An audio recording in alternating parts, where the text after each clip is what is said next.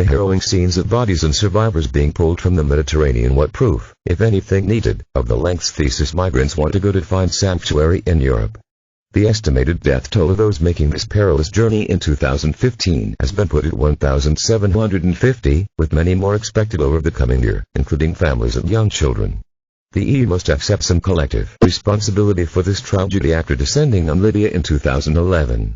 At the time they claimed this was for humanitarian reasons, in the removal of Colonel Muammar Gaddafi. However, this so became a profitable exercise as Libya therefore had the largest oil reserves in Africa, and was Europe's largest oil supplier, with countries including Britain and France benefiting.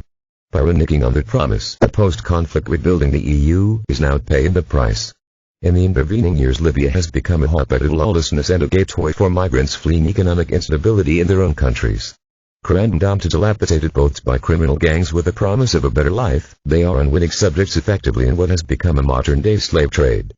Rather than assisting the inhabitants of thesis countries, the EU has instead sought to discourage them from attempting to cross the Mediterranean to safety, with Italy withdrawing their rescue programs. Mare Nostrum, in 2014. What did they think would happen?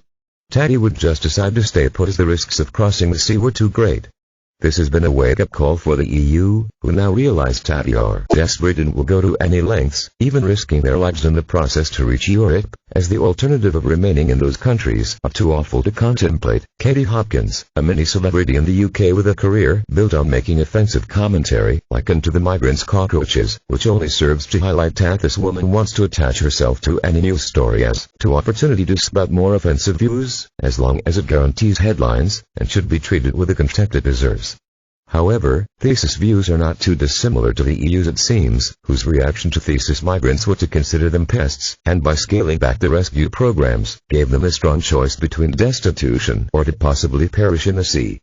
It is yet another reminder that while they will eagerly give their support to events such as the Charlie Hebdo crisis, a European crisis with a loss of life of 17 and almost 50, in which world leaders turned out for the march in Paris, when it comes to the African continent, they have become desensitized, as in the case of the Rwandan genocide of 1994, where they turned a blind eye and allowed 800,000 people to be murdered, and did not inspire any real sense of urgency, as they had nothing substantially to gain.